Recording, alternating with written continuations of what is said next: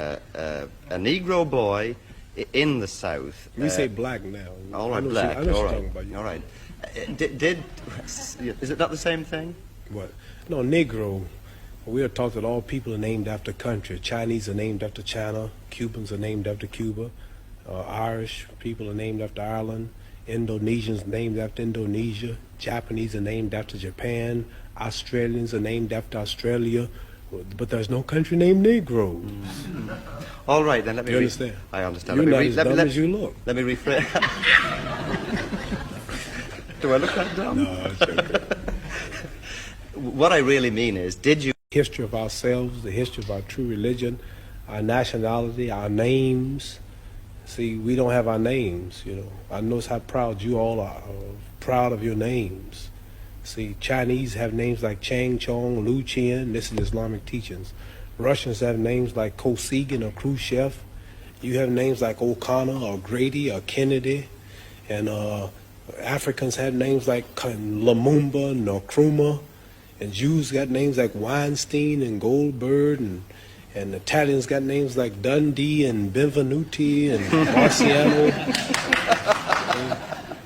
But we have names like Grady and Clay and Hawkins and Smith and Jones and Johnson, but we are black. These are the slave names. Yeah, when I heard this, I knew it was the truth. It's history. So Muhammad Ali is a beautiful black name of our ancestors. So when I heard this, I just had to walk out of the church and Christianity because they never taught us our true knowledge. Then they told me how we were brainwashed in America. We see Jesus, he's white with blonde hair and blue eyes. We see the Lord's Supper, all white people. We see the angels in heaven, all white people. Woman, Miss World, a white woman. Even Tarzan, the king of the jungles in Africa, he was white. He's like,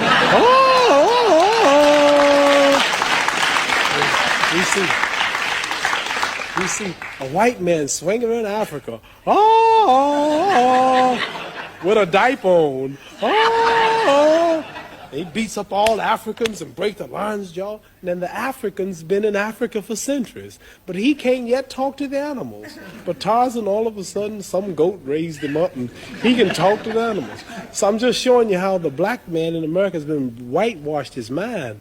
And then we look at the good cowboys. They rode the white horses, and the president lived in a White House. They got TV commercials: White House cigars, White Swan soap, King White soap, White Cloud tissue paper, White Rain hair rinse, White Tornado Flow Wax, White Plus toothpaste. The president lived in a White House, and the angel food cake was the white cake, but the devil food cake was the chocolate cake. Everything good was white.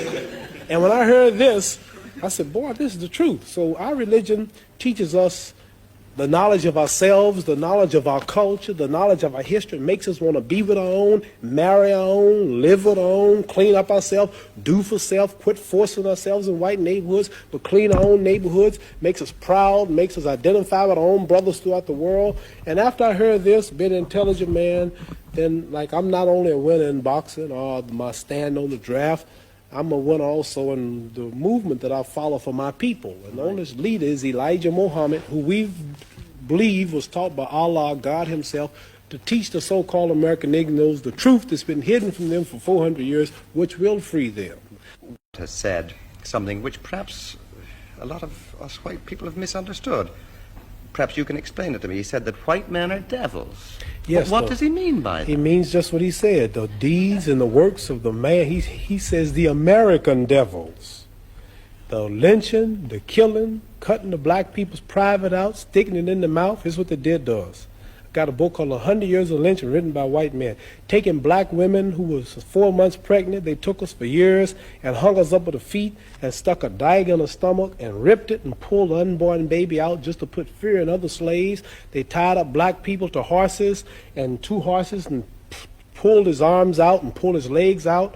Lemonade trains with white children and white people of America used to come and watch them tie up 10 or 15 black men and pour gasoline on them and burn them, watch them burn alive. They took us and hung us up with trees and shot us with bullets. They took and cut a hand off and gave it to the little boy and they took the leg off.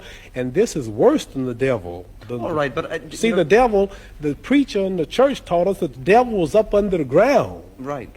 And he'll wait till he died before he burn us up. This white devil in America was worse because he burned us while we was alive. He didn't wait till we died.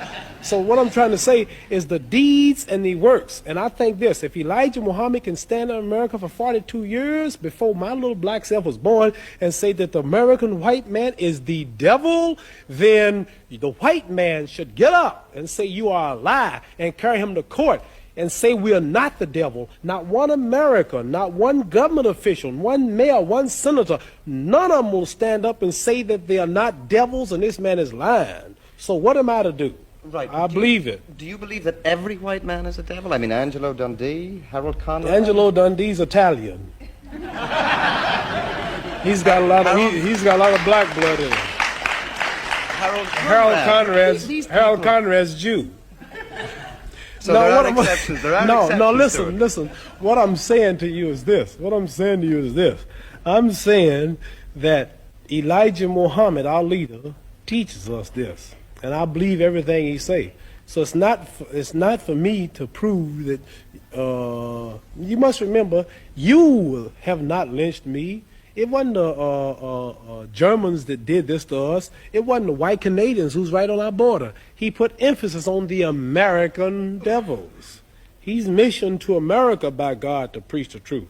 So what I'm saying, let's say we got one white fellow in America who has proved that he means right. Let's say we got another one. White people have died in demonstrations for black people. Now, here's the position I'm in. Here's 10,000 whites coming to kill me. And in those 10,000, or let's say here's 10,000 rattlesnakes coming to bite me. And in those 10,000, there was 1,000 that didn't mean no harm. And I knew there was a good 1,000 snakes out there, but they all look alike. Now, what should I do? Should I keep the door open and let the 10,000 in, hoping that the 1,000 will unite and save me and one bite will kill me? Or should I just be safe and shut the door? So we have white people say, I mean right. I have a black husband. Oh, my children are black. I love everybody. I really believe you. But I'm sorry, man, there's 10 more thousand behind you that don't feel that way. I'm just sorry, but what am I going to do? All right. So I like to say this, that I know, I'll bet my hand on my family's life now, that there's some whites that mean right and sorry that they're from this race. But there's so few until it don't really matter, until I can't forget all the lynching, all the depriving, all the murder, everything that's happened, because they're two that mean right. Right, but don't see, when America dropped bombs on Vietnam, she drops them. Okay. Babies, boys, when she dropped the bomb on Japan, she dropped it. They don't say some innocent, they just said war. So when a person in Belfast leave a bomb, they don't say, well, there's a kid that's innocent in here. There's an old lady, she's blind. They just, boom, throw the bomb. So what I'm saying, not because they do, we have a problem. It's black and white. And maybe there's a few voices, I mean right. But there's so many that don't. So we have to look at the problem as a whole. I want to get that plain. I know there are whites that mean right. Okay. You yourself have some little white blood in you. Yeah, what are you saying? You feel totally Negro? Or do you feel... Black? Yeah. Well, nobody is really totally. Like Chinese are yellow, they say, but they're not really yellow. They say, you white. Well, give me something white. You don't look white. Here's white. See, this is white. You're not white. You kind of pinkish. Okay. You're not white. See, that's white. Right. So I'm not black, but I'm considered black. But as far as the blood is concerned, some people say, you talk so bad about us in America. You have white blood in you. How did I get white blood in me? Well, you know, way back 100 and something years ago, the old slave master's wife used to get tired. And he would sneak back in old Granny's shack. And old Granny had big hips, and she was pretty and had a big breasts and big legs, and she was strong. She worked all day to clean up the white lady's house, raise the white lady's babies, and the old white lady was tired and weak, and old black slave was back there all strong, and he would slip back at night and close the door, and you know what he would do? I can guess. You can guess what he would do. And then here come me, half black. See?